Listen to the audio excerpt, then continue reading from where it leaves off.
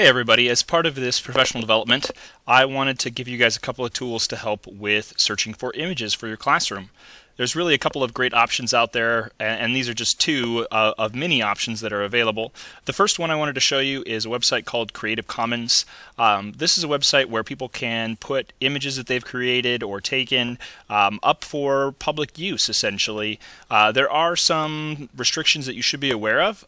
When you come to creativecommons.org, you'll get the search feature here, and right underneath the search there's a little disclaimer about the different types of licenses that they have. So if you click on that, you'll be able to see that they kind of give a little description of their symbols that they use to identify what images can be used for which types of purposes.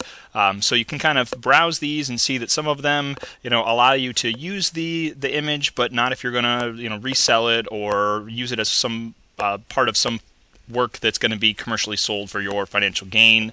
Others may say that you can use their original work, but you can't modify it in any particular way. And so you want to kind of become familiar with this key really quickly. And you can always go back to it, of course. But let's say you need an image of Abraham Lincoln for your history class. You can search here Abraham Lincoln, and you're going to pop up with a whole bunch of images. Okay, of Abraham Lincoln, all of which are part of the Creative Commons kind of collaborative work. So there's going to be images of the statues of him, of all sorts of different things related to Abraham Lincoln that you could potentially borrow and utilize.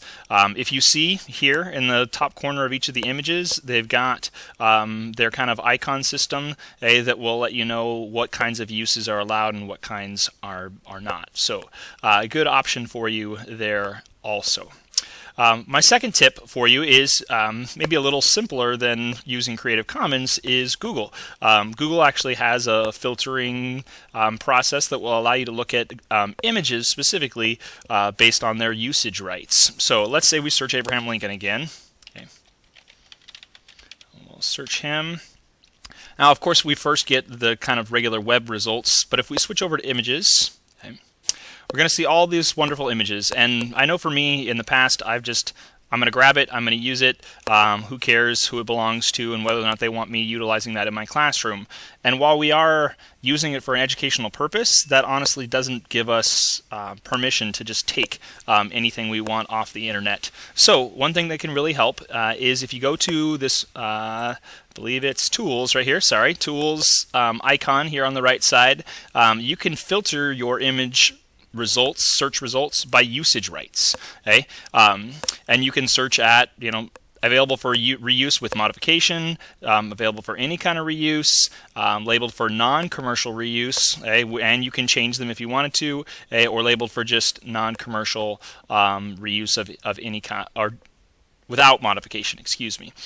So let's just say that we can do labeled for reuse with modification. Okay? So this really be any image that's available to anyone. And you can see there's still quite a few images of Abraham Lincoln that pop up even if you filter your results that way. So these are great tools that are quick and easy to help make sure that you're using images that are available to anyone.